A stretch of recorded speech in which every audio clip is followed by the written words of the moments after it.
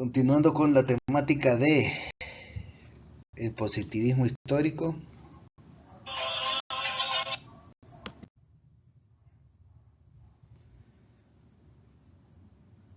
vemos acá lo relativo a al positivismo y didáctica de la historia y lo relacionado con la enseñanza de la historia basada en hechos verificables y documentos primarios.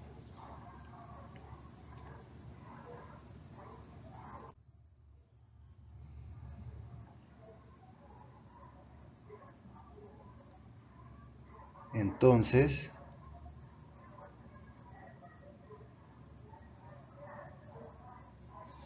tenemos el positivismo como base metodológica en la enseñanza de la historia.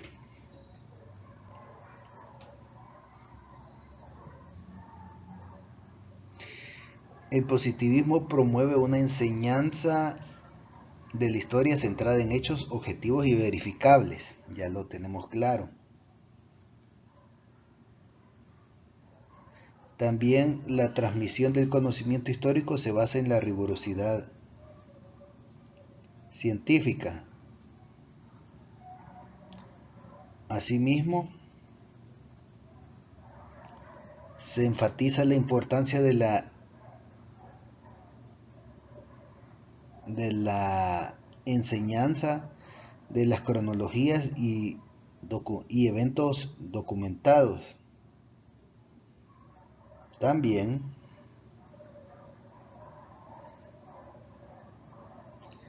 la historia se presenta como una narrativa factual libre de interpretaciones subjetivas. Y además,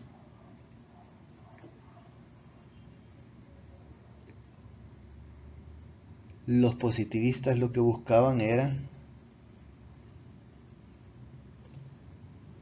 tener todo ese cúmulo de información verificada para que de esa manera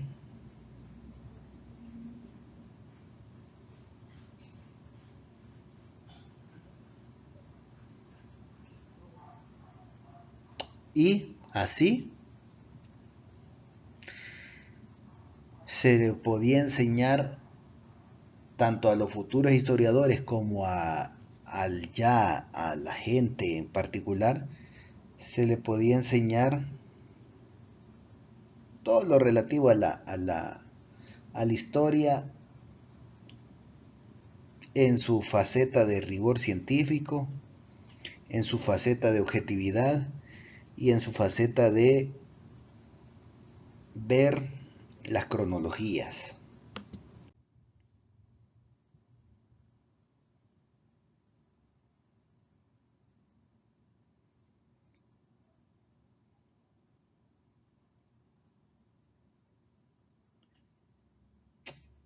Por otra parte, vemos la verificación empírica en la didáctica de la historia. Y esto de la verificación empírica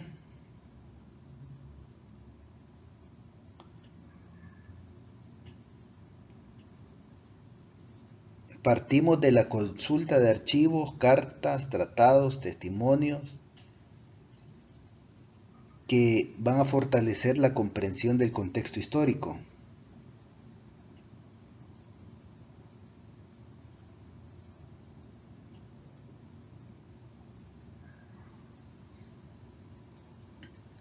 Se fomenta la evaluación y validación de la autenticidad de las fuentes. El trabajo con documentos primarios evita la distorsión de la información histórica.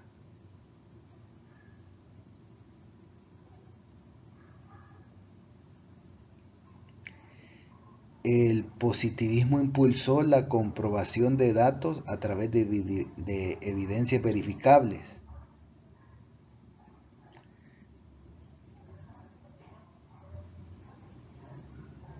Se promovió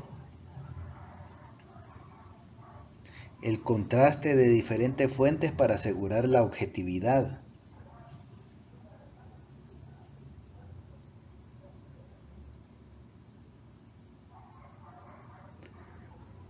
Además,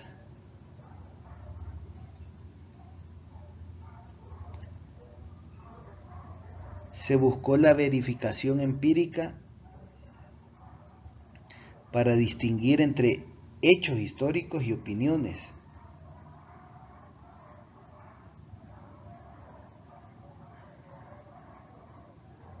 Y esa verificación fortaleció la formación investigativa en la historia.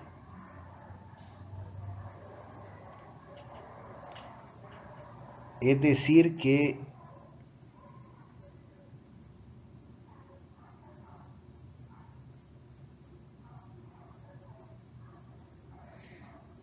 la didáctica de la historia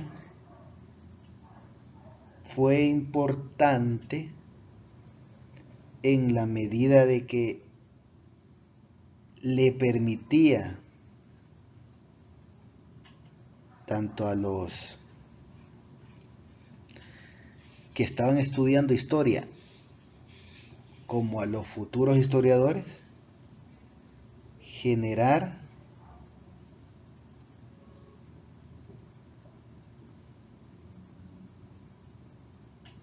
todo un bagaje científico y académico, pero que estuviera fundamentado en la verificación de las fuentes.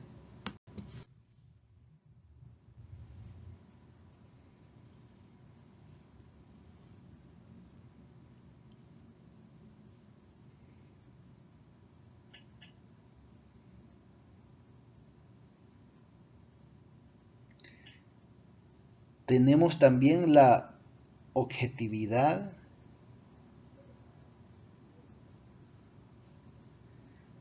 y la neutralidad como principios educativos.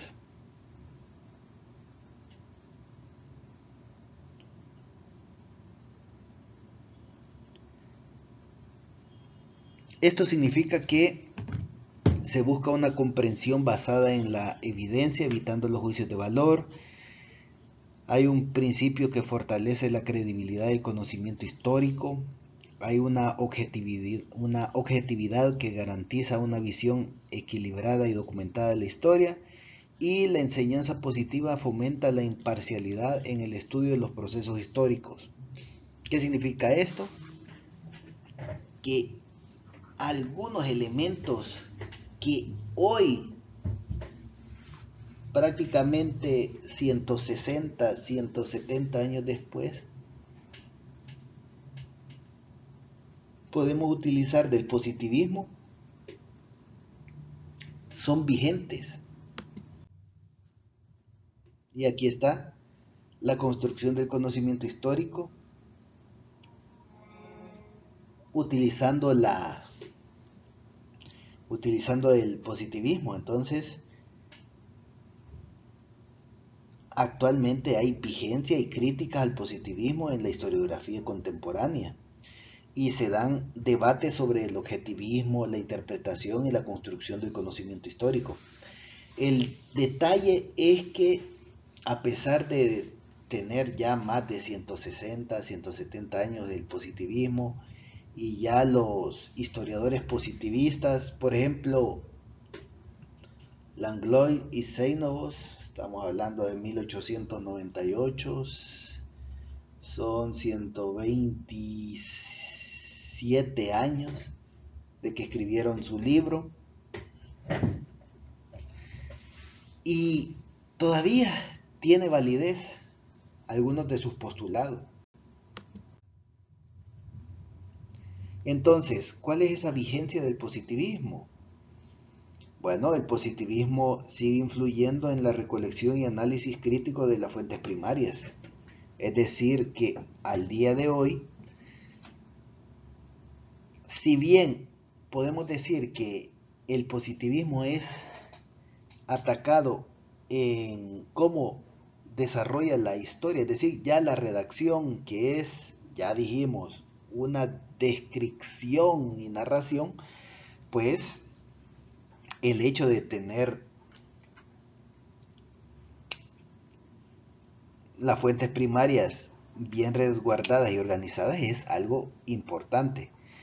Otro elemento importante es la objetividad y la verificación empírica, que continúan siendo los principios esenciales en la historiografía. Es decir, que ningún historiador va a buscar un documento y lo primero que encuentre va a decir que es realidad, sino que tiene que hacer un análisis y una crítica historiográfica a la fuente, es decir, tiene que verificar si esa fuente de verdad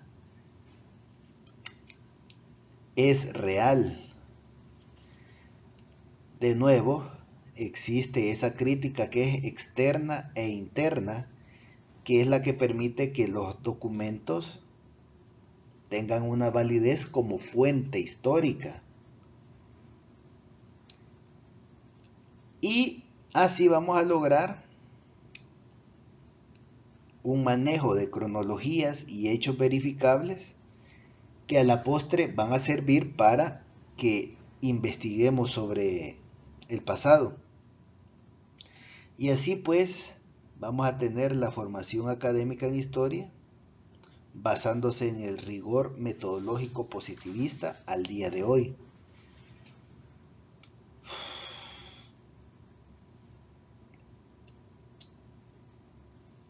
Al día de hoy todavía la búsqueda de las fuentes históricas es aplicando una metodología positivista en el sentido de que las fuentes escritas deben de ser verificables. Es decir, no es de que la metodología positivista se aplica al 100%, sino que en la parte que corresponde a la obtención de fuentes, muchos elementos positivistas se mantienen y son los que permiten la verificación de esos documentos y logren ver la veracidad o no de las fuentes.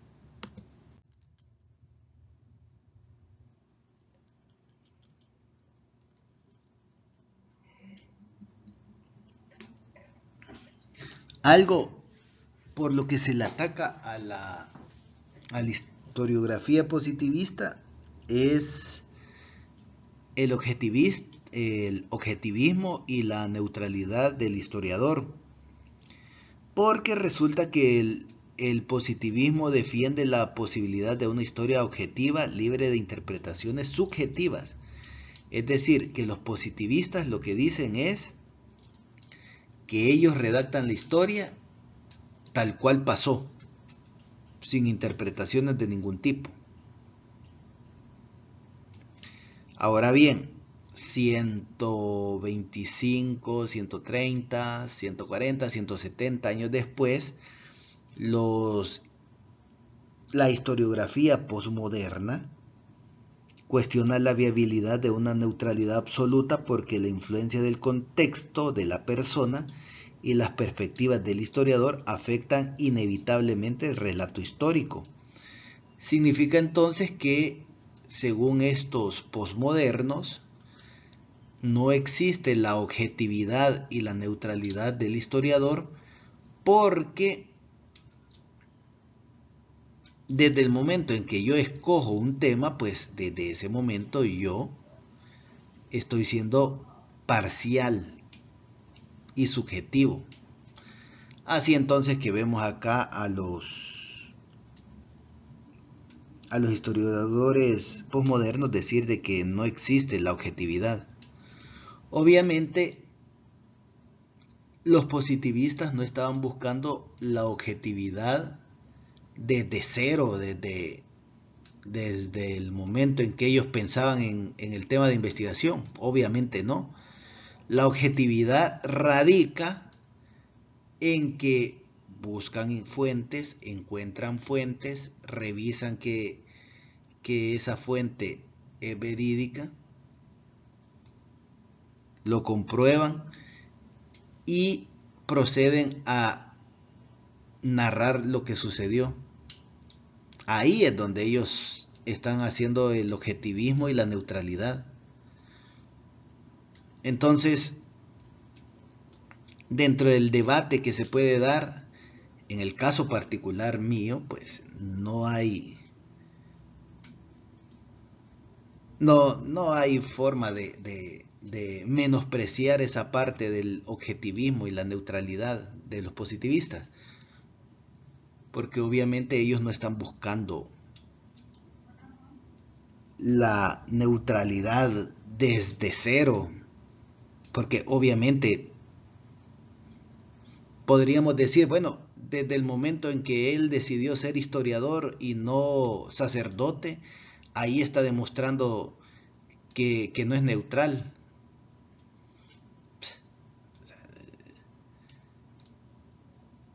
Así, o sea, la neutralidad va en otro sentido. La neutralidad va en el sentido de que lo que plasman y lo que dicen es lo que sucedió. Si dice que Gerardo Barrios intentó tomar el poder, es porque hay fuentes que lo demuestran.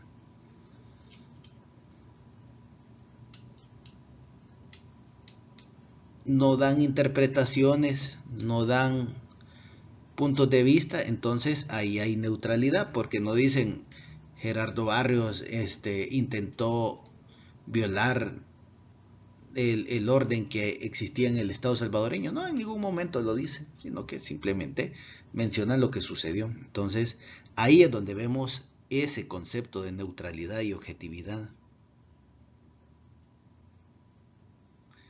Entonces,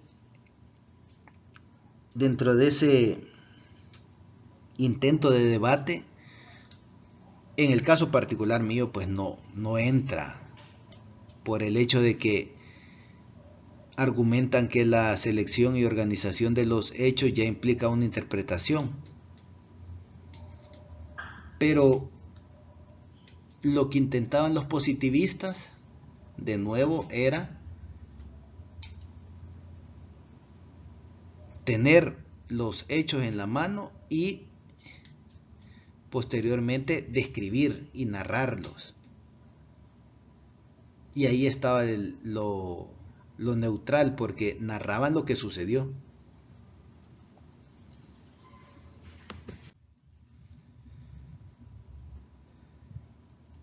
Luego tenemos la interpretación como una construcción del conocimiento histórico. La historiografía contemporánea reconoce el papel activo del historiador en la construcción del conocimiento. Es decir, que los historiadores actuales lo que dicen es que el historiador tiene poder en la medida de que él puede generar una visión de los personajes del pasado. Y entonces perfectamente puede decir el historiador que un personaje, por ejemplo, los próceres. Entonces, unos personajes como los próceres son héroes y son dignos de ser alabados dentro del panteón nacional. El panteón nacional haciendo referencia a esos héroes. Entonces, bajo esa lógica, hay una interpretación y una reconstrucción del conocimiento histórico. Pero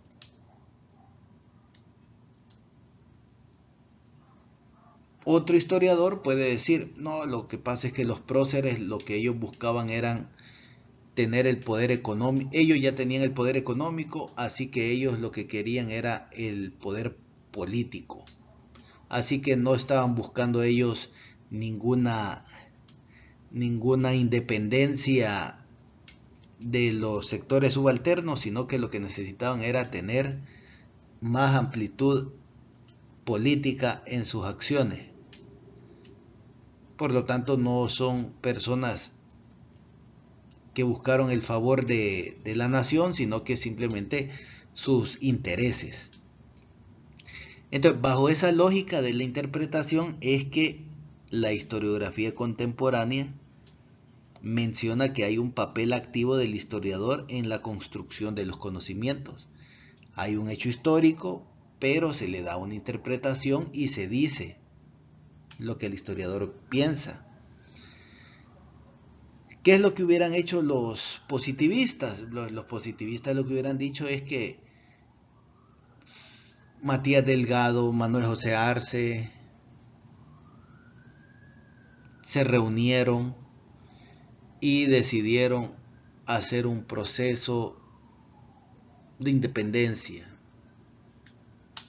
el cual se firmó en Guatemala por los demás diputados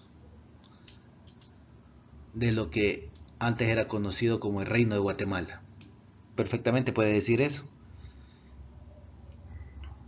Entonces, la historiografía contemporánea dice, el historiador tiene un gran valor en cómo se construyen las interpretaciones, y de esa manera podemos entender las causas de los procesos. También se habla de la historia cultural y la microhistoria, que son fundamentalmente subjetivas en la narrativa histórica. Cuando lleguemos a la historia, a la historiografía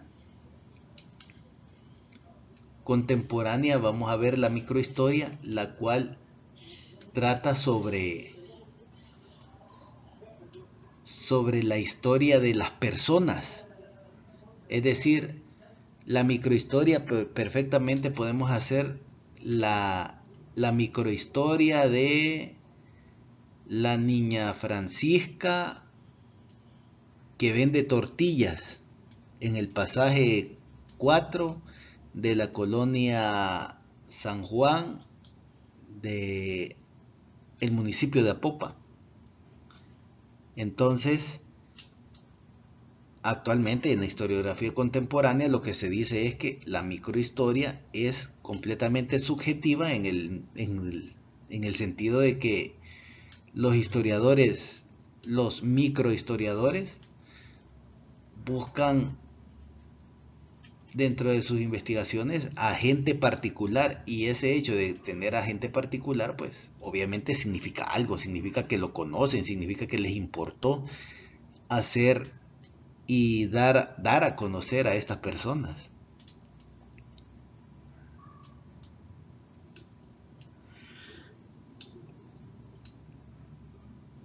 Otro punto importante es la combinación de evidencias empíricas e interpretaciones que logran ampliar la comprensión de los fenómenos históricos. Es decir, los historiadores contemporáneos lo que dicen es, sí es cierto, las fuentes históricas son importantes, pero hay que dar una interpretación, porque en la medida que se interpreta, pues se enriquece el conocimiento.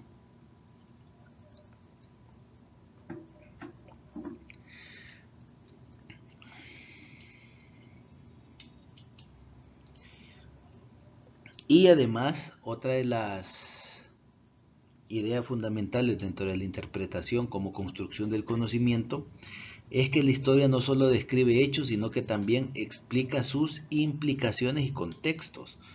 Por lo tanto, la historia no solo trata de la narración de una serie de hechos cronológicos, sino que lo que se busca es abarcar los contextos que existen.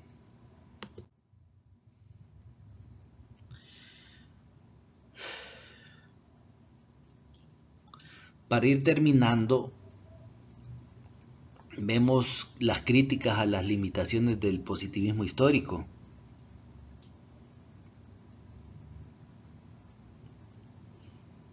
Una de las críticas fundamentales que van a escuchar ustedes es sobre la rigidez del positivismo al centrarse en hechos verificables. Y de nuevo, usted solo piense, es que debemos de ver esto y analizar qué nos daríamos los salvadoreños por tener un archivo con la narración y la descripción del gobierno de Morazán, de Gerardo Barrios, de Francisco Dueñas,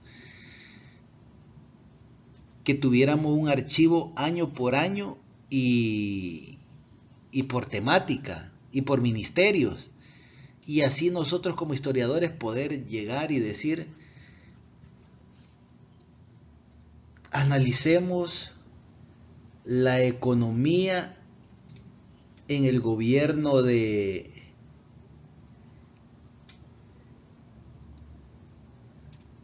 Malespín, y ya buscamos información en el archivo. Eso sería excelente. Entonces, no es justo que se le acuse a la historiografía positivista de decir de que solo están centrados en hechos verificables, que son fuentes.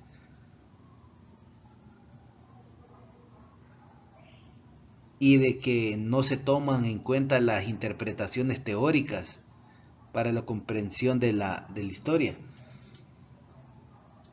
El gran trabajo de los positivistas no fue estar interpretando, es que usted piense, imagínese usted a los positivistas en esos archivos llenos de ácaros, llenos de polvo, llenos de polillas. Solo el hecho de organizar y colocar de manera clasificada la información, ya eso era un gran trabajo. Entonces, que nosotros desde ya el futuro, 130, 140 años después, estemos diciendo, no, es que ellos no interpretaron. Obviamente, ¿qué tiempo va a tener usted de estar interpretando si está en un archivo? Primero tiene que encontrar la información. Entonces también esa crítica está un poco separada de la realidad. Ese otro hecho de que también se le acusa al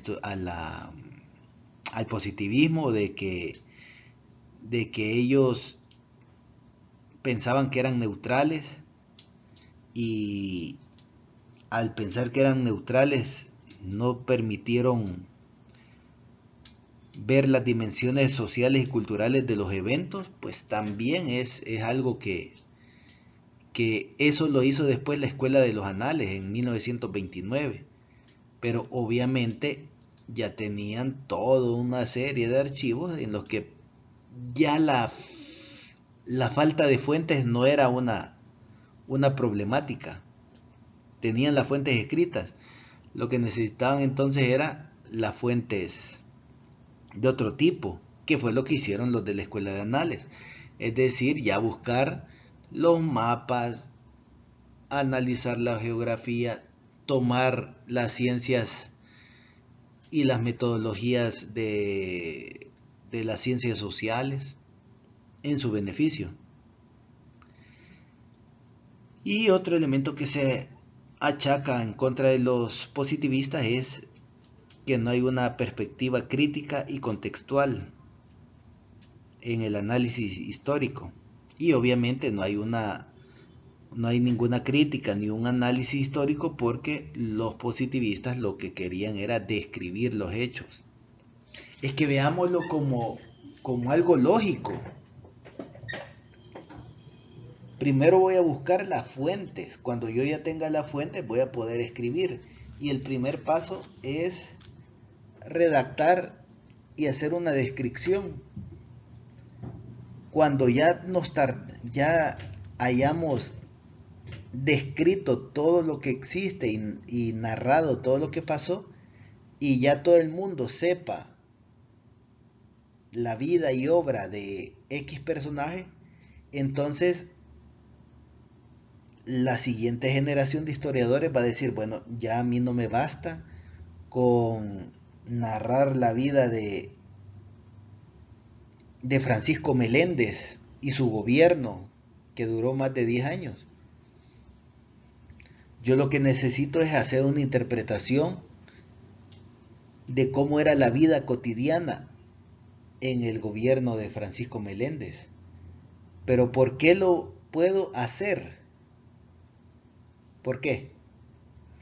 Porque ya tengo las fuentes históricas previas. Y como ya tengo las fuentes históricas previas, ya tengo la capacidad de poder buscar la interpretación y buscar otras fuentes, que fue lo que lógicamente sucedió con la Escuela de los Anales. La Escuela de los Anales es 1929, estamos hablando de que prácticamente el manual de Seinovos y Langlois es de 1898. Quiere decir que son 30 años, más de 30 años, en los que ya se había consolidado la historiografía positivista. Pero recordemos que la forma de hacer historia de manera positivista es mucho más antigua. Es decir, Langlois y Seinovos lo que hacen es sentar la base y prácticamente hacer un manual. Pero la forma de hacer la historiografía de manera positivista la podemos ver desde arranque con el historicismo. Estamos hablando de casi 100 años, o sea que desde que se le da la categoría científica a la historia, pasan 100 años hasta que hay un viraje con los positivistas, con la escuela de Anales. Entonces, hay que agregar que muchos historiadores de la escuela de Anales fueron alumnos de profesores positivistas. Así que obviamente yo, si soy discípulo de una persona, voy a tomar su marco teórico y voy a tomar su metodología. Pero si soy un poco avispado, voy a tener ese bagaje educativo que me dio y voy a poder decir y rellenar los huecos que le faltaron a mi maestro. Y decir, bueno, mi maestro hizo una descripción y una narración. Entonces yo no voy a describir y no voy a narrar, sino que yo voy a interpretar. Pero ese ya es un aporte que la lógica nos lo da al hecho de pasar de una generación a otra. Y es lo que sucedió con la escuela de Anales. Por eso siempre recordemos, y cuando llegue el día y encontremos a alguien que nos hable del positivismo como algo negativo, pues nosotros recordemos estas clases en las cuales el positivismo se encargaba solo de narrar, sí, en solo describir, sí, que no explicaba nada exacto, pero que ha dejado un bagaje que permitió que los futuros historiadores se desocuparan de buscar fuentes, porque el positivismo con su, con su análisis externo e interno permitió tener fuentes verificables.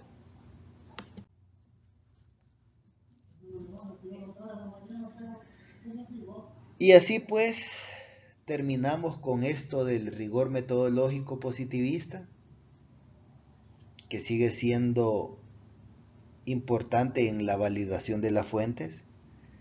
La búsqueda de la precisión y claridad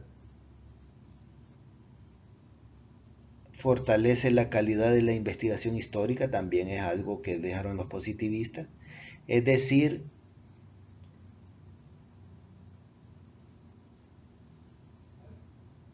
imagínense que yo encontrara un documento de 1824 en la cual se ofrece vender la mitad del territorio de lo que ahora es El Salvador a Francia, y está firmado por M. Delgado.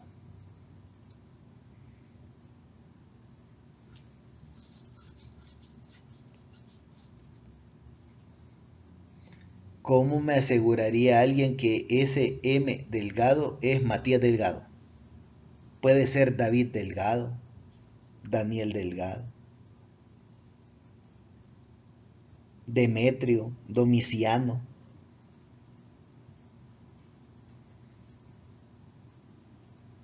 Por lo tanto, que yo encuentre una fuente, que yo encuentre documentos, oiga bien, que yo encuentre documentos antiguos no significa que se vayan a convertir en mis fuentes.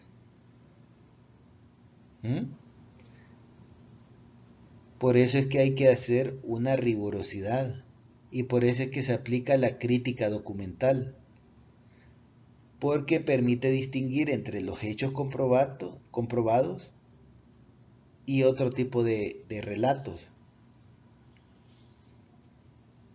Solo pensemos, imagínense que encontráramos los documentos de un estafador y dentro de 200 años alguien encontrara esos documentos de ese estafador, el cual dice que en su momento, imagínense, que hoy 2025 ese estafador genera documentos donde trató de lavar dinero y dice que por una serie de donaciones de un canal de televisión de El Salvador, él recibió 2 millones de dólares. Y de aquí a 200 años encontramos ese documento. Es un documento antiguo, es un documento de la época, y cualquiera pudiera decir, miren, en este documento nosotros hemos encontrado de que un canal de televisión donó hace 200 años 2 millones de dólares a este personaje. Imagínense el escándalo cuando descubran de que esa fuente no es real, es una falsificación, es una estafa.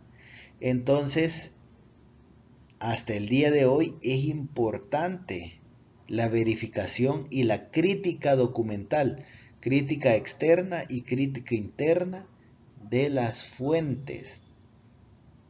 Porque un documento antiguo no es una fuente por sí. Yo puedo tener, si yo estoy haciendo una investigación sobre la Marina de Guerra de El Salvador y yo tengo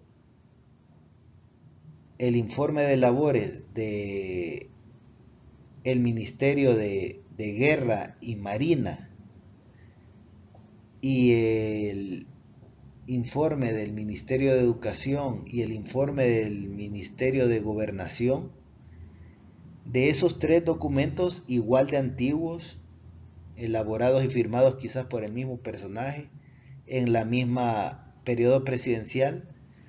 De esos tres documentos, mi fuente, mi única fuente es el que está relacionado con el tema de investigación. Así que hay que tomar en cuenta esos elementos. Así que por último podemos decir que su influencia perdura en la enseñanza y en la práctica de la historia como disciplina científica. Porque la verdad es que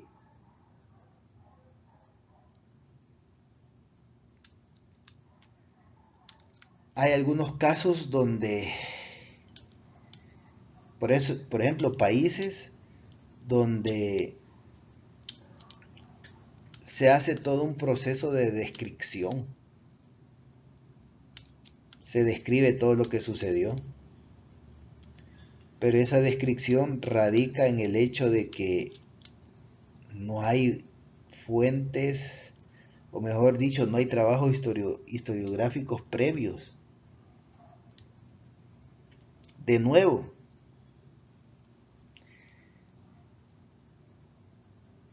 ¿cuántos de los que estamos acá me pueden decir quién fue el presidente de El Salvador entre 1890 y 1895? ¿Quién fue el presidente de El Salvador entre 1890 y 1895?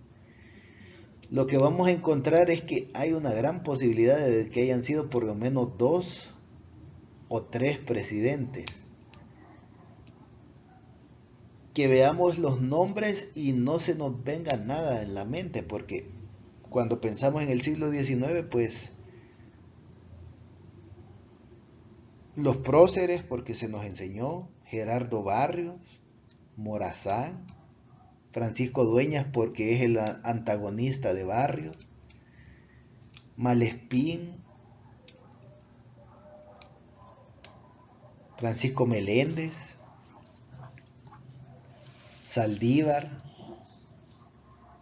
pero esos son menos de 10 presidentes en una lista que seguramente es de más de 20. Rosales, el presidente de Rosales, el doctor Rosales, son algunos de los conocidos, pero la mayoría no se conocen. Entonces, qué fabuloso fuera que viniera un historiador positivista y procediera a narrar, claro está, con fuentes verificables, y narrara todo lo que sucedió y todo lo que hizo el presidente en tal década, el presidente en otra década y así sucesivamente. Por lo tanto, al día de hoy,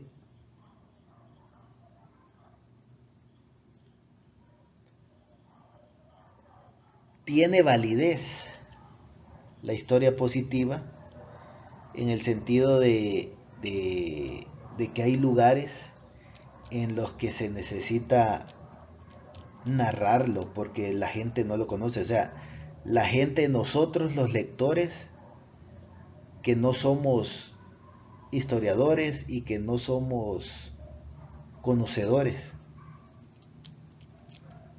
Otro ejemplo, dentro de la vida política salvadoreña, que nos mencionaran las leyes elaboradas por la Asamblea Legislativa de 1970 a 1989.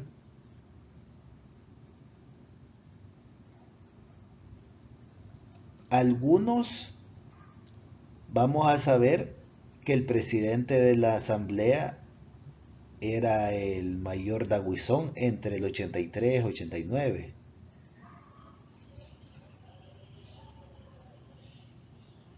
Pero ¿qué leyes hicieron? Además de la Constitución, obviamente, que es de 1983, pero ¿qué leyes hicieron? Y así sucesivamente. En los países como los nuestros,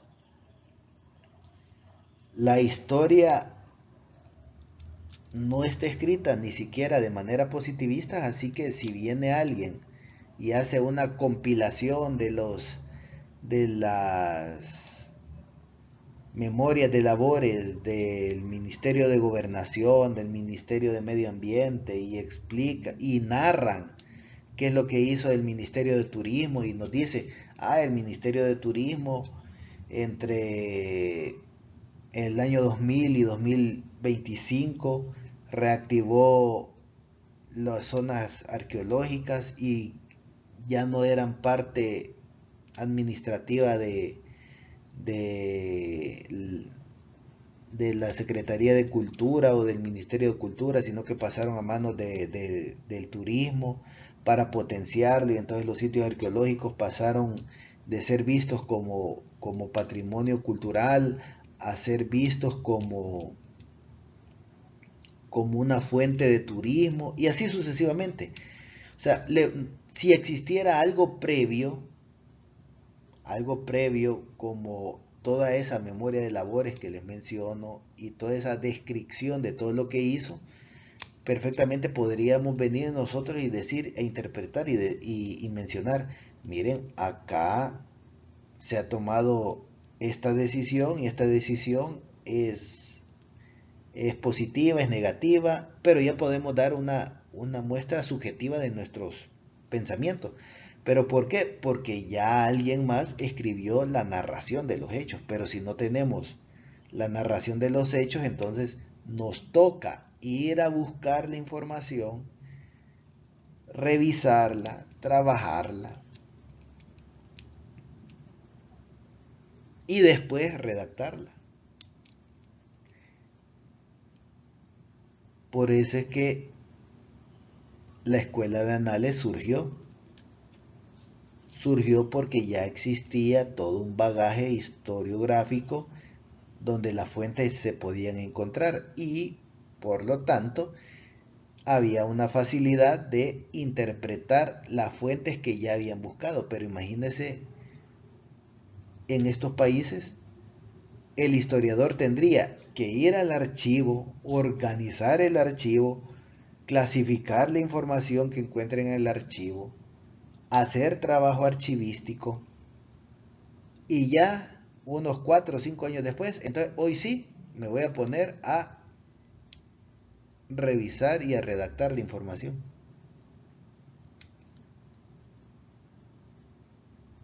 Se va a convertir en el trabajo de toda su vida si también quiere dar su interpretación. Por lo tanto, los positivistas, de nuevo cierro con esta idea que se ha mantenido en todo el trabajo, los positivistas son algo importante en la historiografía. Posiblemente la narración no sea bien vista porque es importante que interpretemos los hechos históricos, sí, pero en países donde no existe ni siquiera la narración, pues que aparezcan unos 3 5 historiadores positivistas actualmente, pues serían de importante, de importante valor, pues. Entonces quedamos hasta acá.